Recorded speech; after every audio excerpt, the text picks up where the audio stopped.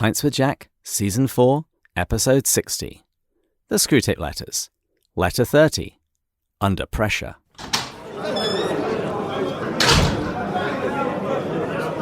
Welcome, everyone. Pints with Jack is your weekly C.S. Lewis podcast where Matt, Andrew and I break down and discuss the works of C.S. Lewis. This season, we're eavesdropping on the correspondence of a senior demon, Screwtape, as he explains how to tempt the patient, a human assigned to be tempted by Screwtape's nephew, Wormwood. Each week, we'll be considering a different letter, untwisting Screwtape's hellish logic, and forming a battle plan for our own spiritual lives.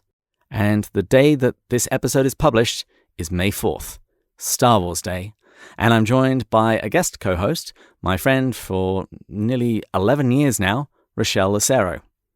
Richaél, welcome to the show, and may the Force be with you. Hey, what's up? I'm really happy to be here. And yes, the Force is with me. And I think that the Force is actually really strong with me, considering that you and I have been able to maintain a friendship for 11 years, just butting heads along the way.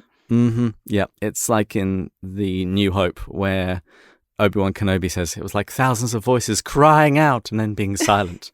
That was just us arguing. Yes, it was. Well, Christ is risen. Christos voskres.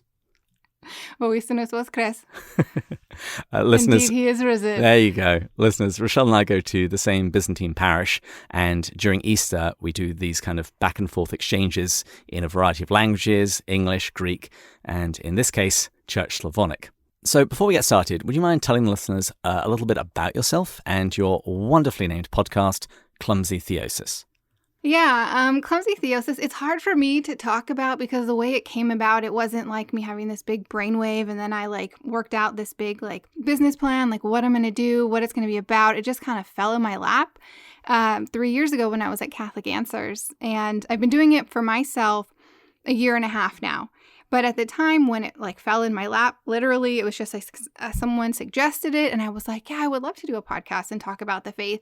And I did know that when I started it, I wanted to help Catholics to be able to gain a robust knowledge about the faith and then be able to turn that knowledge about the faith into a vibrant faith life. And when they do this, hopefully they would be open to being transformed by Christ, right? And when you're being transformed by Christ, you're doing that by the very virtue of being transformed by Christ, you are also then transforming the world, because you're becoming a saint and you're glorifying God. For the podcast, when I do that, I just look at anything and everything Catholic on the show and I just crack it open and I boil it down because some things can seem intimidating. Some things can seem over people's heads. But really, it's very simple because it's the truth. It's from the Lord. The Lord wants everyone to know it.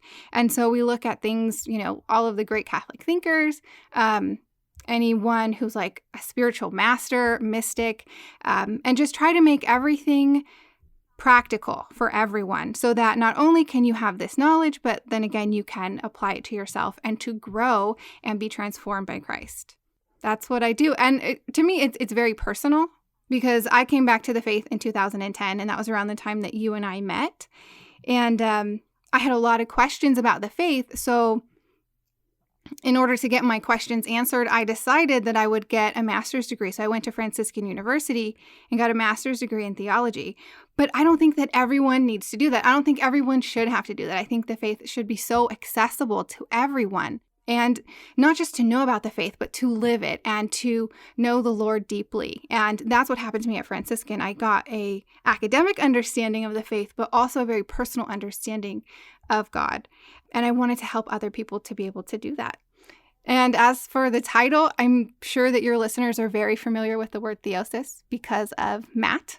I know that is something that he talks about all the time. And of course, theosis is part of the everyday Catholic life, even though people aren't aware of it because they're not familiar with the word, because the word is Greek. And the majority of Catholics are Western Latin Catholics, so this Greek word of theosis, it's what does that mean? It's just about becoming the saint that God created you to be, following Christ, partaking in his divine nature, be that through actually partaking of him in the Eucharist and the sacraments, or just by following him and imitating him and becoming more like him in the world. And that's all I have to say. That's just about the show. I'm married. I always forget to like. I'm telling Gary. I don't forget that I'm married. Let's not. But like when I talk about myself, I'm just like, I don't think people really like that. To me, it's just like so basic.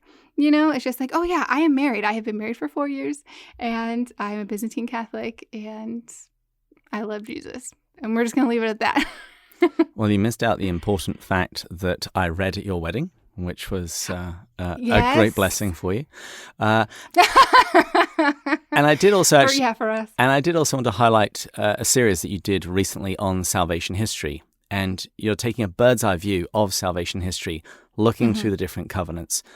I think that is so crucial that every Christian needs to do that. Because once you've done that, just once, the rest of the Bible starts falling into place. Otherwise, when you go to church and you hear a reading, if you don't know the context, if you don't know where this fits in the story of salvation history, you're going to be very confused and could very easily fall into some pretty major errors if you don't know when this actually happens. Yeah, exactly. And that's exactly the way I look at it, as like you need to have a bird's eye view and you need to be able to put things in order. So when you have this, you know, you have these major events, you can put those in order, and then you have this timeline that then you can like continue to fill in. The more you learn about the faith through, I don't know, adult formation, from the homily at church, or just your own personal prayer time, you'll start to actually have a comprehensive view and understanding of the faith, and not just what happened, but like you said, like this way you won't fall into error. You won't, you know, become a heretic because you understand what was taught when and why and how that applies to you. And at the time of recording, you've just started a series on spiritual combat, which is very appropriate since we're going to be talking about Screwtape today. So let's get on with that. And we'll begin with our standard sections. As listeners will know, letter numbers are hard to remember, so in each episode we name Screwtape's current epistle after the title of a song. And today's topics include fatigue and stress. Now, listener, Maestro, John Marr, he had quite a highbrow suggestion for today's song of the week, Nessun Dorma by Puccini. And in Italian it literally means, let no one sleep. Well, that's going to give you some fatigue. Commenting on his suggestion, John sent me a note saying that it's often used in that boring sport Americans never watch, soccer. And even though I'm English, I agree with him entirely. But Richaél, you actually quite like the football, don't you? I actually do. My husband and his family, they are intense sports fans. And when we got married, I was like, look, I'm not going to follow all these sports. I can't do it. I don't have the time or the patience because I'm not really into sports. But I was like, you know what? Let me just kind of survey all the sports teams that you like and you follow and you watch, and I'll decide. And I had never actually watched a football game before, a soccer game before. And I've watched, so my husband, he follows Arsenal, and I watched a game and I was like, this is amazing. And it doesn't hurt that he brought me to a pub here in San Diego. Like a lot of like the major teams, they have like their own like home pub here, even though we are in the United States. And so we went there and everyone there was an Arsenal fan, and it was just so much camaraderie. And the sport itself was actually fascinating to me. And I was like, this is real athleticism. So yes, I am an Arsenal fan. But I say that lightly because you asked me players and stats and positions, and I'm like, can you tell me what they look like? Can you? Is it the cute one with the side parting? Yeah, exactly. But yeah, we do follow Arsenal. Well, anyway, returning to Nessun Dorma, it is a very beautiful piece. But in his message, John also emphasized to me that it's an aria, not a song per se. And on that alone, I'm going to disqualify it from consideration. So this week's song comes from a different kind of musical royalty. Rather than Puccini, the song of the week comes from the British band Queen. And the song is Under Pressure. Doom, doom, doom, doom, doom, doom. Here's a little bit of the lyrics. Pressure, pushing down on me, pushing down on you, no man asked for. Under pressure that burns a building down, splits a family in two, puts people on the streets. Are you much of a Queen fan, Richaél? I actually do really like Queen, and I would say that We Will Rock You is probably like the best song ever to put in any sort of like montage or training montage in a movie. And those are like my favorite things in movies. People quite often ask me what I think the best British band is, and they usually expect me to say the Beatles, but I'm going to say it's Queen. Yeah, I always forget that they are British. I do. Because they are so well known and liked here in the US, but not because they're British. Like I think like you think British Invasion and you think the Beatles or the Stones, right? You don't think of Queen because they weren't part of that. Yeah. Anyways.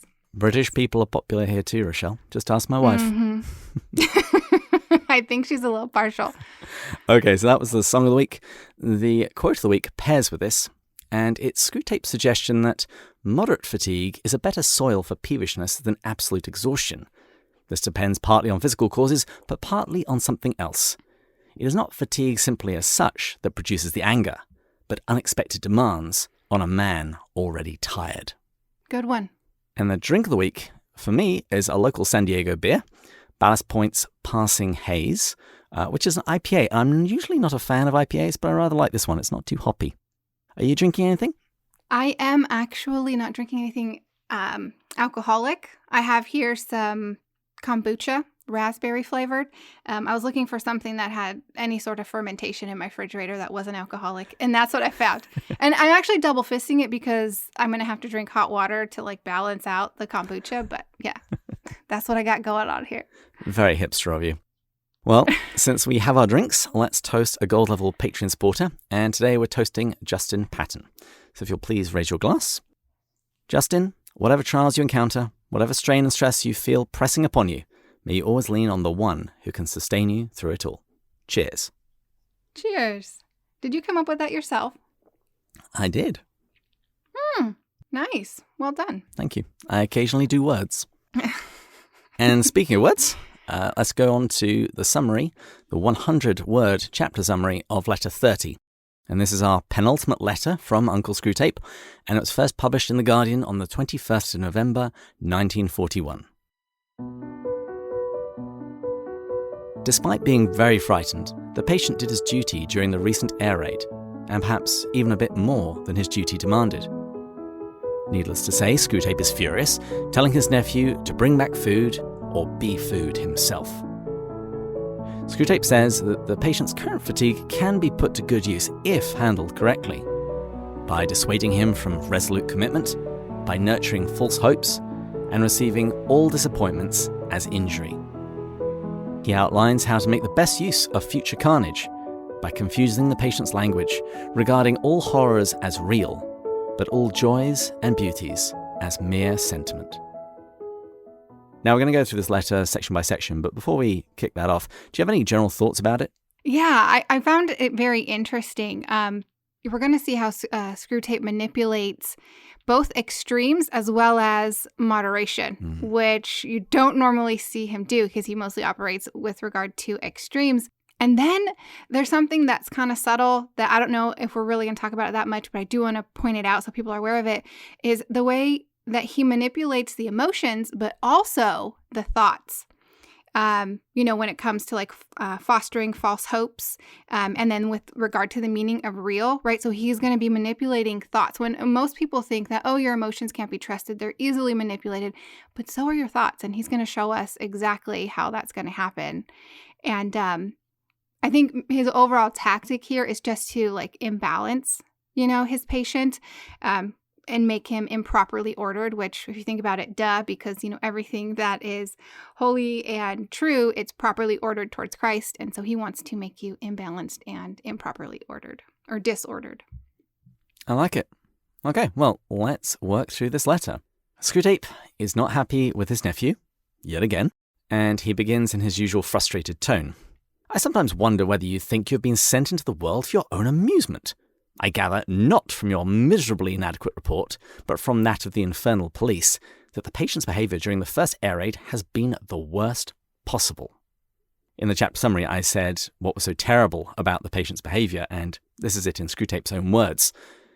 He has been very frightened and thinks himself a great coward and therefore feels no pride. But he has done everything his duty demanded, and perhaps a bit more. So what do you make of this, Richaél? Why is this such a disaster for Wormwood and Screwtape? Well, I think when we look at the idea of fear, fear can be a great opportunity for humility, right? Because you're recognizing, your limitations, and sometimes you have nothing in order to help yourself out of said, fearful situation. And so you recognize your dependence on God.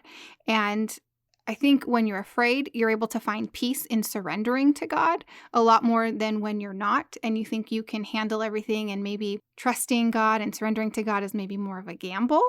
Because you think you got it figured out. And you're like, I don't need help. I can handle this myself. But yeah, fear is, it really does help you to recognize your necessity for God, and just with the overall virtue of humility. Yeah, and in this case, the patient, he was afraid, and so he has had that humbling experience, but at the same time, he also did what he knew was required of him, and Screwtape says, and maybe even a bit more. So basically, he's acted as he should, but the experience has revealed to him his own weakness and his own need for God. And so that's a double whammy for Screwtape. That's the worst of all worlds. And you might even argue that he was able to fulfill his duty and go even above and beyond that, because he did have that humbling experience and then fall on the Lord and depend on him. We know that fear is not from God. We know that that's true. But I think being afraid of fear can be dangerous sometimes, because we know that all things work for the good for those who love God. That's what Paul says in Romans. And so if you are afraid, some people, if they suffer with anxiety or anything like that, like fear is a general part, of that struggle. And to be afraid of that is dangerous, because then you can be tempted to be uber self-reliant, and then you're not relying on God, and you're not going to be able to probably fulfill your duties or to even go above and beyond like the patient was able to do, because you're trying to make yourself God when you're being self-reliant that way. Yeah, so fear is dangerous. So yes, fear is not from God, but it can work for the glory of God. And when you try and be self-reliant, you can go a long way in that direction and be self-reliant, but there will always come a point when your own resources will ultimately fail. And I would also like to point out, I've been very grown up and I haven't giggled once whenever you said duties. Oh my gosh. Moving on. So, in the next bit of the letter, Wormwood had apparently complained to his uncle about the toughness of his job, but needless to say, he doesn't find a very sympathetic ear with Screwtape. His uncle's response is, "What is the use of whining to me about your difficulties?" And he goes on and says that Wormwood is operating on God's idea of justice, that extenuating circumstances should be considered. And all of this is just pure heresy to Screwtape. And he reminds his nephew that hell just cares about results. He says, bring us back food or be food yourself. Screwtape is quite happy to feast on humans or other devils, and listeners will recall that Lewis spoke about this consumption in Lewis's preface, the 1961 preface to his book. And he basically communicates that hell is a dog-eat-dog world. Yeah, that was the first thing that stuck out to me. Yeah, that it was just a dog-eat-dog world. I was like, oh, ew, like I forgot that was like a thing. Something else that stood out to me here when he was talking about how hell is only concerned with results. And to me, that was just like the modern world, like the society that we're living in our fallen nature. People are reduced to what they produce, like their position, their career, their income. Their utility. Yes, exactly. Like you have to like even go to your own boss and like prove that you're worth your paycheck that week. Yeah, you want to put in a good day's work or a good week's worth, but at the same time, it's just like everything is about, statistics and numbers, and it's very objective, whereas the value of the human person is subjective. Yeah, it was just so obvious that like people who operate under that value system, they are kind of living in hell on earth, in my opinion. Also, when he's talking about justice here, the way he says it, the enemy's idea of justice, right? So he's hoping for a little bit of mercy, and so this is an allusion to God's mercy. That's actually, in a way, God's justice, right? Because you can't have mercy without justice, right? So God is just. Something is due you, And maybe that's punishment, whatever, But God, in his mercy, decides that, he's going to alleviate that in one way or another. And we just had Divine Mercy Sunday. And so that, I think that's what triggered it. If we didn't just have Divine Mercy Sunday, I might not have caught that. Because, according to Satan, he is the most just, right? When you talk about mercy and even Christ's sacrifice on the cross, those are blasphemies against justice, according to him. And so he is even more just than God in his opinion. Screwtape talks about the realism of hell. Mm-hmm. It's not all bad news in Wormer's letter, though. Screwtape finds some reasons for hope, particularly related to reports of the patient's growing fatigue. And the patient's tiredness is no doubt due to the growing cocktail of stress from the air raids and all of his various responsibilities that we learn about through the letters, responsibilities for his family, his work, and the war. However, Screwtape warns his nephew that simple tiredness, it won't automatically produce hellish results. He says, it won't fall into your hands. Fatigue can produce extreme gentleness and quiet of mind and even something like vision. If you have often seen men led into anger, malice, and impatience, that is because those men had efficient tempters. So Screwtape is throwing a little bit of shade. Other people do their job, Wormwood. You do it too. Why do you think fatigue can yield such different results? I think that fatigue in general, it just quells the inner fight. It does that in one of two ways. It'll either take away the steam behind someone's ego, or it will deteriorate your will and your discipline, right? And so with regard to it taking away the steam behind your ego, I think that can be a good thing. It makes me think of Romans 12, 1 and 2, which is my life verses. When he says, present your body as a living sacrifice, and the thing there is as a living sacrifice, holy and acceptable to God, which is your spiritual worship. Do not be conformed to this world, yada, yada, yada, right? So when he's... Yada, yada, yada, amen.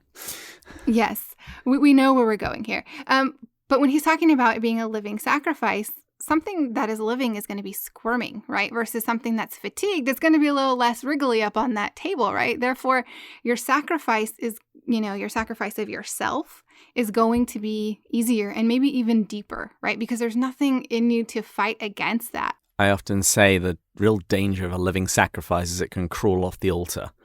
Exactly. But when you're utterly fatigued, you're not going anywhere. Uh-huh.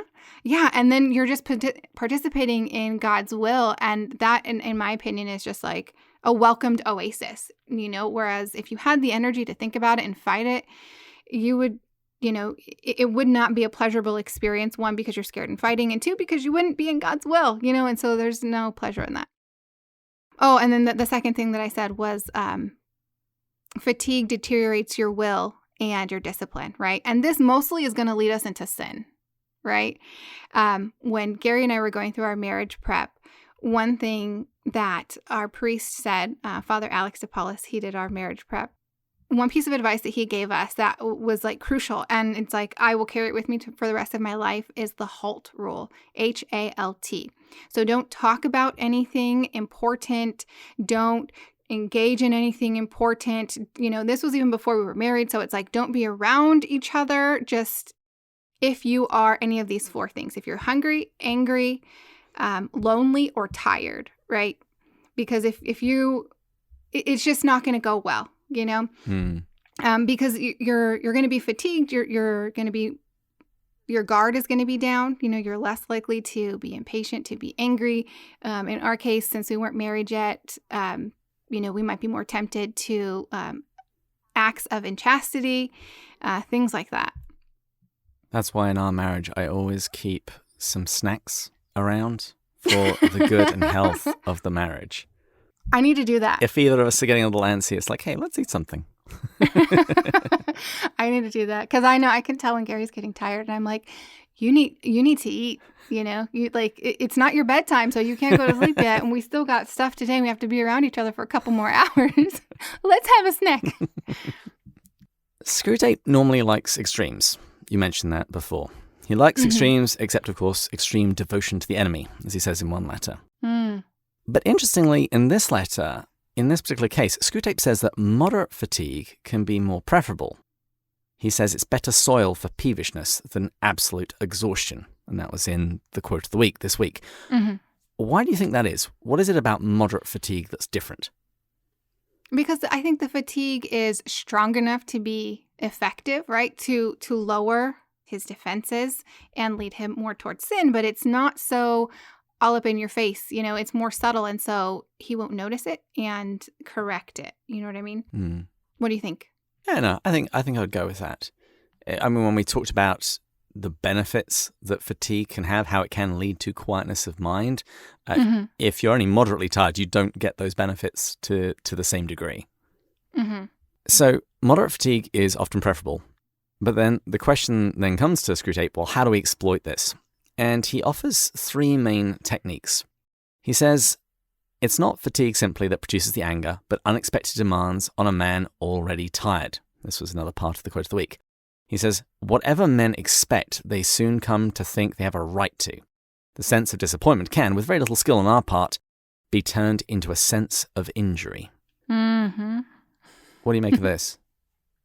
This made me think of entitlement and something that I learned from Pope Benedict Emeritus.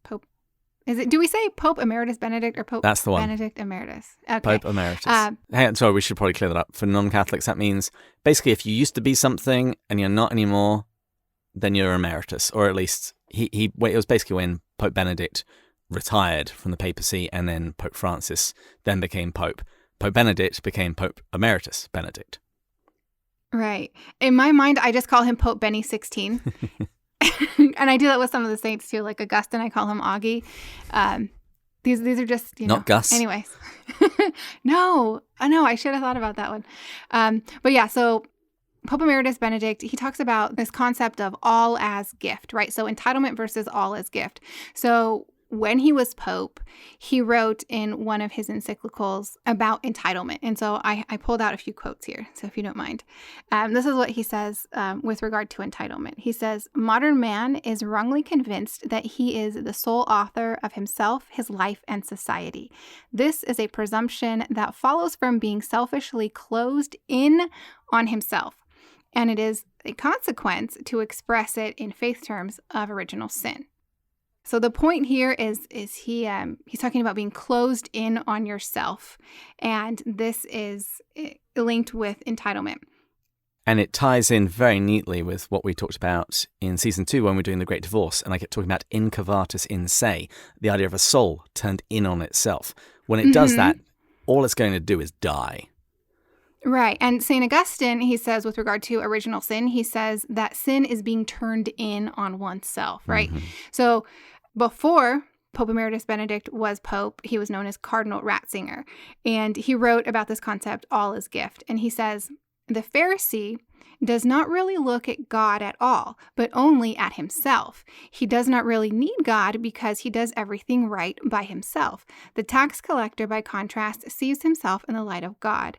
He draws life from being in relationship, from receiving all as gift. He will always need the gift of goodness, of forgiveness, but in receiving it, he will always learn to pass that gift on to others, right? So like the Pharisees here, they're looking inward, right?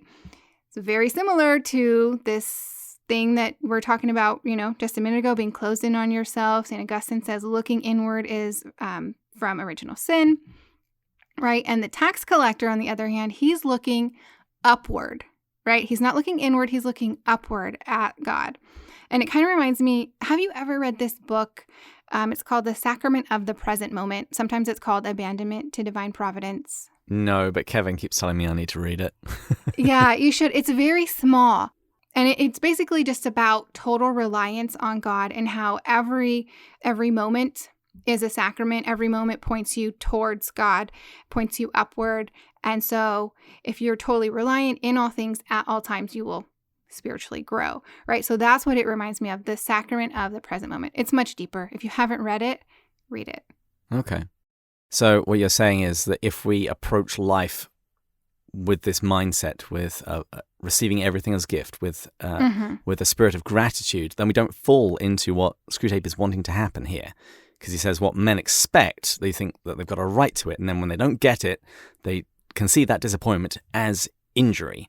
And this is actually something that we spoke about back in Letter 21 when Sister Natalia came on the show. That was the I Want It Now episode. And Screwtape says that men are not angered by mere misfortune, but misfortune conceived as injury. It's not simply that I'm just not getting what I want. I deserve it, and I'm not getting it. And there is therefore a sense of injustice and entitlement. Right. It's basically saying that my life is my own versus my life is a gift. And out of thanksgiving and love for the person who gave me that gift, I'm going to give my life back. And it kind of ties into being a self-sacrifice, from Romans 12, offering your body to the Lord, offering everything back to him.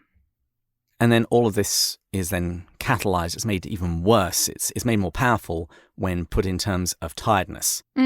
Screwtape says it's not fatigue simply as such that produced the anger, but unexpected demands on a man already tired. He's tired and he thinks he thinks he's entitled to not be disturbed anymore. Exactly. Okay, well, that was technique number 1, fostering injury. Screwtape then offers a second technique, which I'm calling feeding false hopes. And in this next section, Screwtape points out a danger of pushing the patient too far. Throughout the letters, Screwtape occasionally says, don't push the patient too much on this, otherwise he'll respond and realize what you're doing.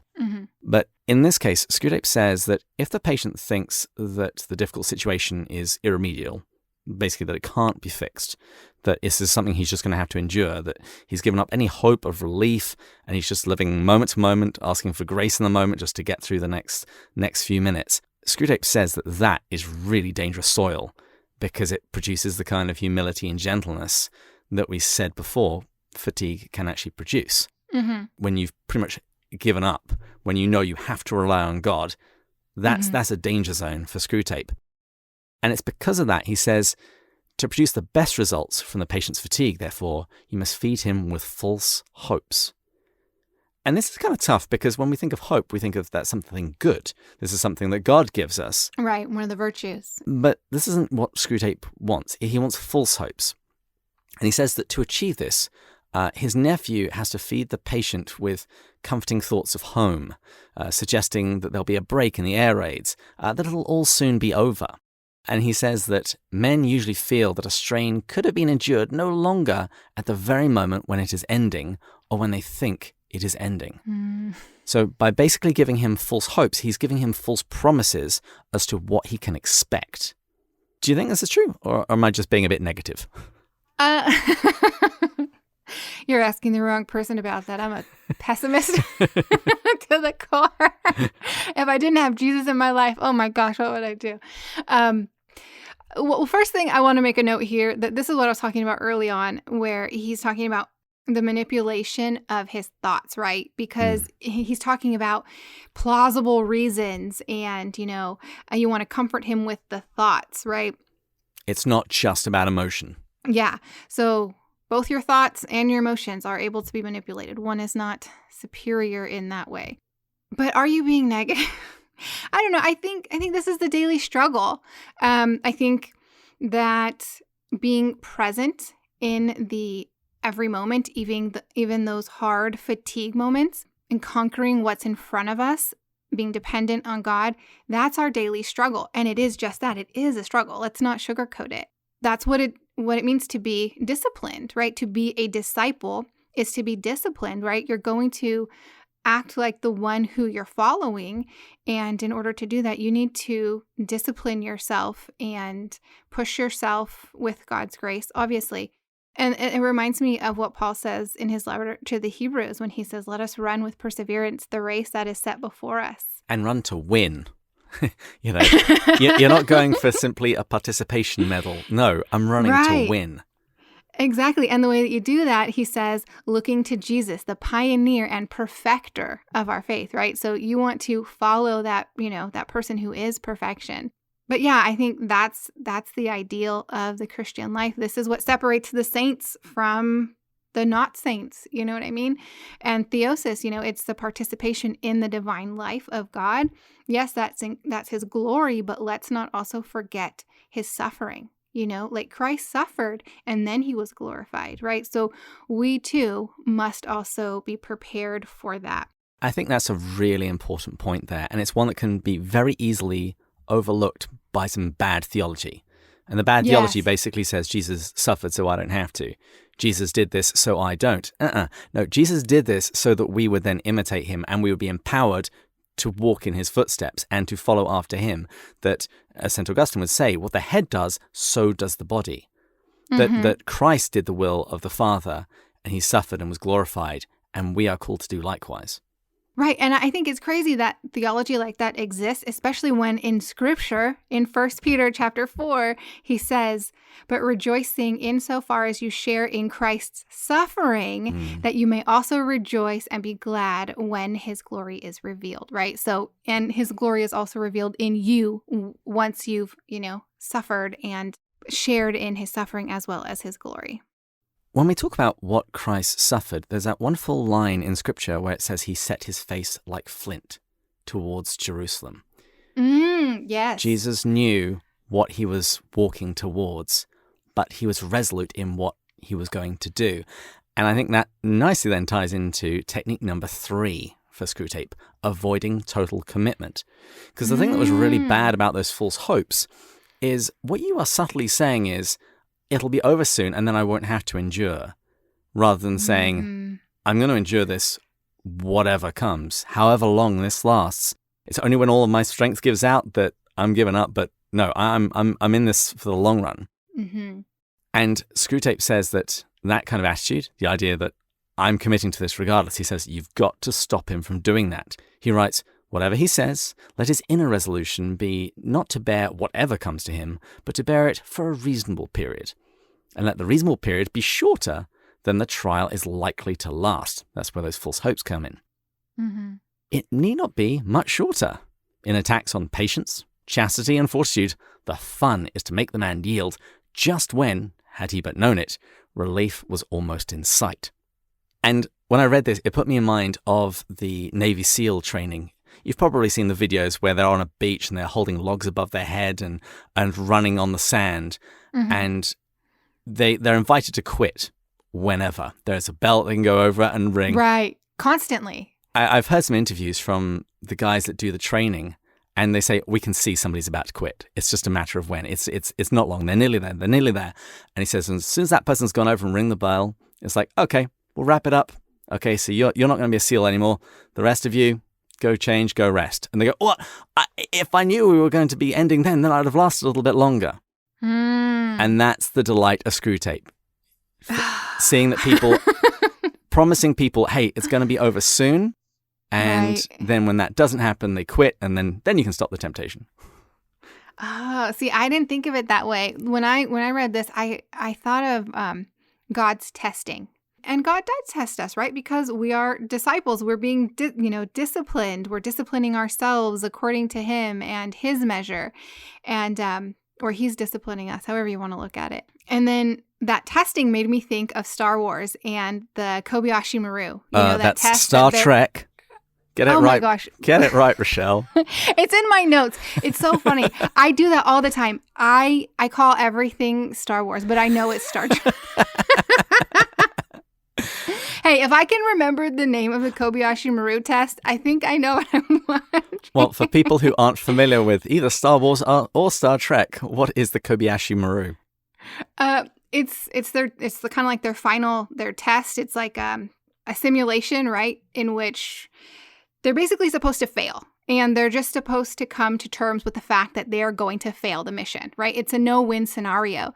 But that's not the way that God works, right? His testing, like exactly like you were saying, it's like a boot camp. It's like SEAL training. It's to push you so that you can persevere in running the race. Like you're not set up to fail, which some people, in their darkest moments, they think that God is not there. God's not going to help them. But God is there. He is helping you. He's helping you to be disciplined. And just that saying that most people know that it's darkest before the dawn. I mean, that's so true that, even in the life of Christ, it's darkest before the dawn, and it's true in ours as well. It's funny when you mentioned the Kobayashi Maru and the spiritual life, I thought, so that would make Captain Kirk kind of like Jesus, because he sees that this is a no-win scenario, so he hacks the system, so he survives it regardless. Wow, yes. Yeah, if you use that in a talk in the future, please credit me somewhat.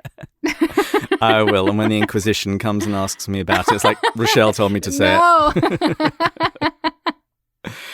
it. But this section, it actually ties back to Screwtape's earlier comments in another letter about the virtue of fortitude and about how it is essential to all other virtues because it sustains those virtues at the point of testing and at the point of stress. Mm-hmm. And his comments here about temptation, that Screwtape wants you to give up just before it was about to end.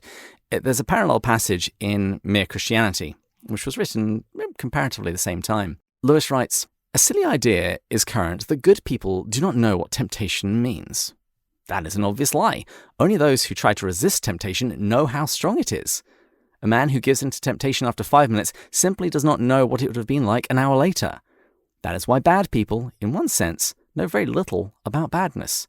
They have lived a sheltered life by always giving in." So true.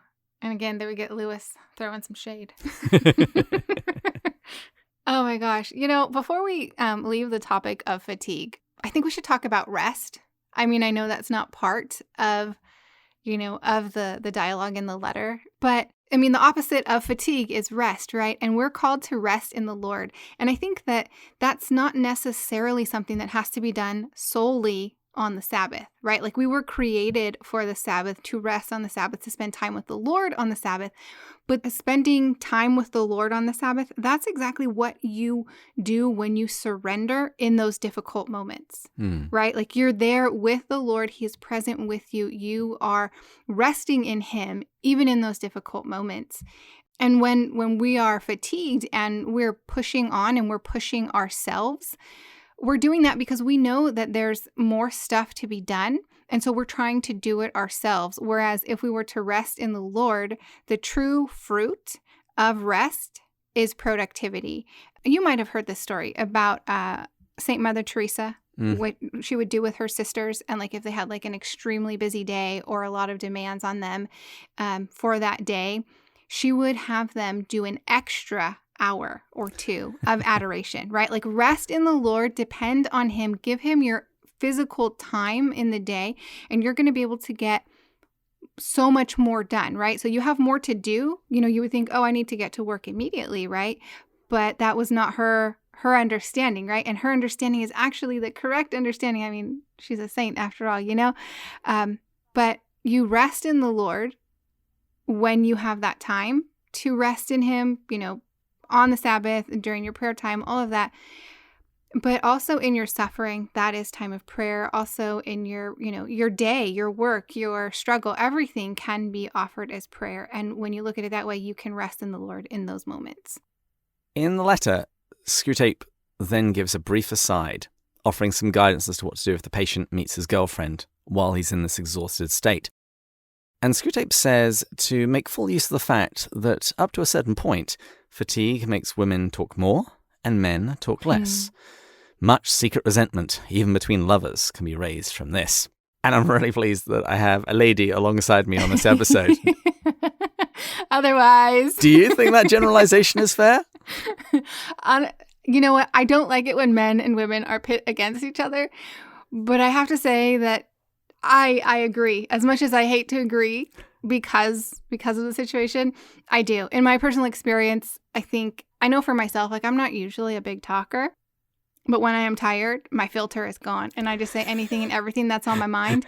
My husband, when he is tired, he looks like his eyes are glassed over. There is nothing going on behind the curtain, And yeah, generally that's true. I mean, in our experience, but then in other experiences with friends and stuff. Yeah, I do think that's true. Okay. I'm letting that pass over with no further comment. Let's talk about the final part of the letter, because here Screwtape, he outlines the kind of attack which might be best used during these times of pressure, particularly during these air raids.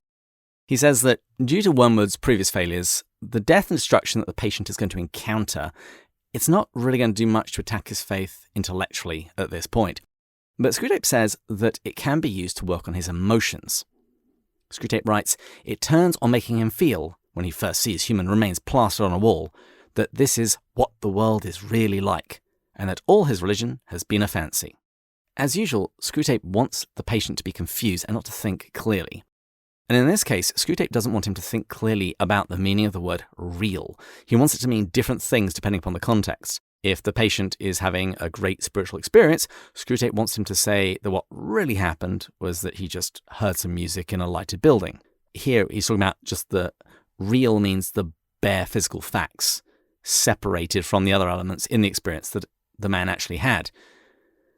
But on the other hand, the word real should sometimes be used in the exact opposite sense, not referring to the bare physical facts, but to the emotional impact of those bare physical facts upon the patient. Mm-hmm. And he gives the example of someone going on to a high dive at a pool.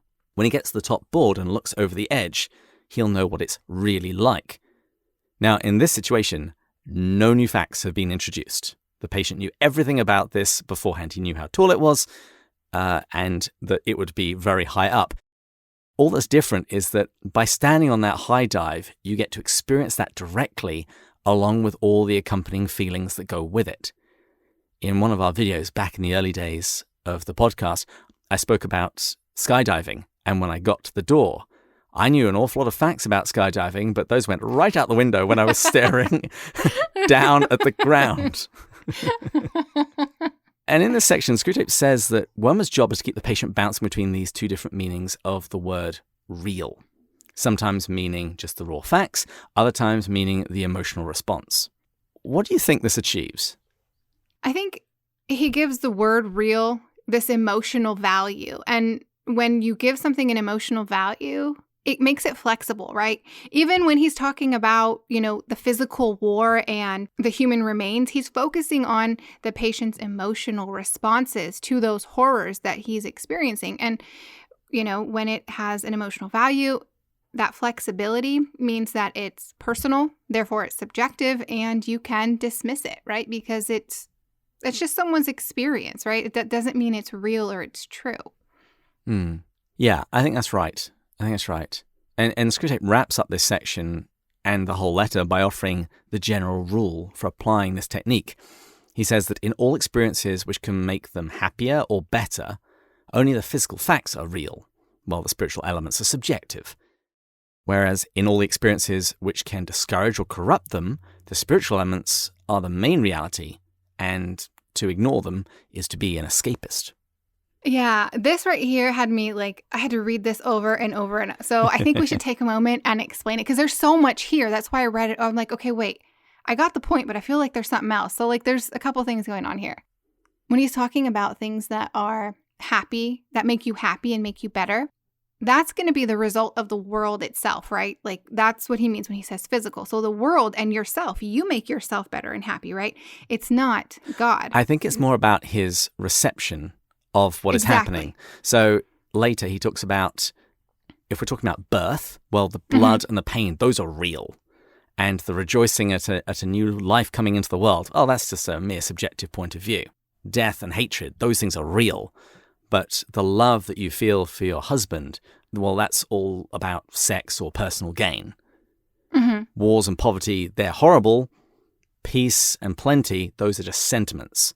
It's basically, is this something good for the patient? Is this going to lead them close to God or away from God? That determines what are we focusing on here, either the sentiment or the raw facts. Right. Yeah, I think that's a better way to explain that. What about when it comes to being an escapist, right? What is he saying there? For me, I thought that just meant that for people who hold that God is good, right? So therefore, the good things in life come from God, right? But we have to realize, we have to acknowledge the fact that bad things do happen in life. And if that's the case, then one should conclude that God is not good or he doesn't exist, right? That's what Screwtape would argue, yes. Right. So if you don't follow that, then you're an escapist because you're choosing to escape the physical reality, right? Like you're downplaying that. Yeah, death is staring you in the face. Misery is staring you in the face. And if you try and look past that and explain that there is a good God behind the universe, well, you're just escapist. You're just a fantasy. It's the common atheist retort about, a sky daddy or a fairy or the Loch Ness Monster or the Father Christmas. You're trying to get away from the facts. Right. Okay. Yeah, that makes sense because right now I'm also reading The 7-Story Mountain by Thomas Merton. Mm-hmm. And he's talking about this time before he was a believer, right? So he's more or less an atheist and he has to study Platonic philosophy and he can't stand the transcendentals because because to him it's like, oh, they commit the big sin of Platonism, which is the reduction of all reality to the level of pure abstraction. So that's what it means then for Screwtape, right? He's coming from that perspective. That's what he wants us to think. Yes, to filter our experience in one of two ways, depending upon whether or not it would lead us towards God or away from God, whether we focus either on the raw physical facts or the emotions that we feel along with it. He says that humans often accuse each other of wanting to have their cake and eat it. He uses an archaic form, but that's the idea, that we want both things. And he says he wants to give the patient nothing, for them to pay for their cake and not even to eat it. He says that your patient properly handled will have no difficulty in regarding his emotion at the sight of human entrails as a revelation of reality, and his emotion at the sight of happy children or fair weather as mere sentiment. You see that there are two different ways of perceiving those items. You either view it as raw facts or the emotions I'm feeling about those facts. Have you got any closing thoughts before we move on to Unscrewing Screwtape? With regard to this concept of real, that Screwtape wants, this confusion of what is real that Screwtape puts forward, I think that it has some very dire consequences for the faithful. If we look at our life that way, if we're going to focus on the bad in the physical world as what's real, I think we'll end up eventually, even if we don't profess it, but in our hearts, we will end up separating Good Friday from the resurrection of Easter Sunday, right? Because the resurrection is reality, right? And all of its spiritual merits are, in fact, reality. And that goes to show you how you view something. And there's a line in The Magician's Nephew, what you see depends on very much where you're standing and the sort of person you are, how you receive it. If you were standing at Calvary when Jesus was crucified, you would see a criminal receiving capital punishment. That's what you would see in the raw physical facts. But there's another way of looking at what is happening there. And then it becomes a sacrifice. And our view of what is taking place utterly transforms. You can always still reduce it to the raw physical facts of a man's body being nailed to some pieces of wood. But there is more happening there than the raw physical facts. Exactly. Well put. Good way to close. So this is the section in each episode where we take all of the twisted advice Screwtape's written to his nephew and we untwist it and straighten it out and give a few simple do's and don'ts. So I'll kick off with a few. Do be aware of fatigue. Do beware of self-reliance. Do not automatically conceive misfortune as injury. Do not negotiate with vice. And the next one is really important in marriage. Do be more considerate when you or the person you are with is tired. And from the idea that we just touched on a moment ago, do not reduce reality to raw physical facts. And I would have to say, do prioritize rest, especially rest in the Lord, and that can even happen in your moments of fatigue and suffering. And my do not comes from the second letter to the Corinthians, chapter 4, verse 16, where he says, do not lose heart. Even though our outer nature is wasting away, our inner nature is being renewed day by day. Beautiful. I know that's not exactly tied into what we read in Screwtape, but I think we all need that encouragement, especially in moments of fatigue and suffering. I actually think it ties in very neatly because it's two ways of looking at things. From the outside, I'm wasting away. I'm getting older. I'm getting less attractive. My eyesight is failing.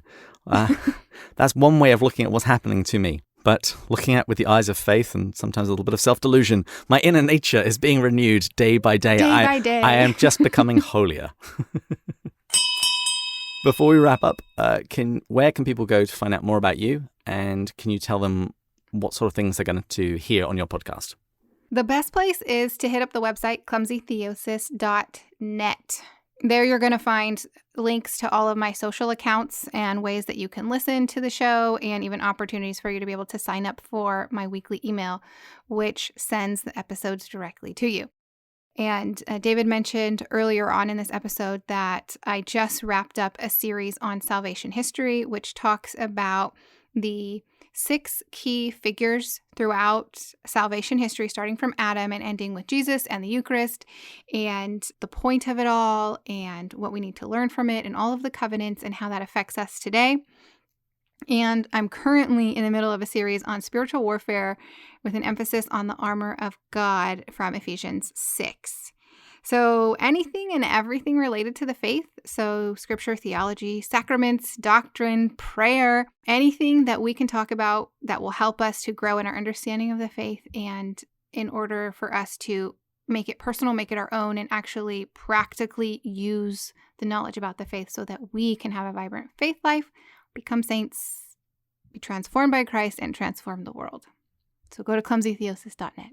You'll get all that there. And occasionally hear references to Star Trek. Or Star Wars. Or Star Wars. You know? Tomato, tomato. Joking. No one send me hate mail, please. Thanks again to Richaél for co-hosting with me today. And we'd like to thank all of our supporters on Patreon, and particularly our top tier supporters: Kimberly, Brian, Kay, Monique, Paul, Gillis, Jake, Stephen, Matt, Jeff, Chris, John, James, Kate, and Rowdy. As always, we can be found on our website, pintswithjack.com, as well as on social media, Facebook, Twitter, Instagram, and yes, MySpace. Next week, we're going to be looking at the final letter from Screwtape, and Matt and I will also explain how you can get hold of the newly produced Pints with Jack mugs. And join us then when we'll be going further up and further in. Cheers. Cheers.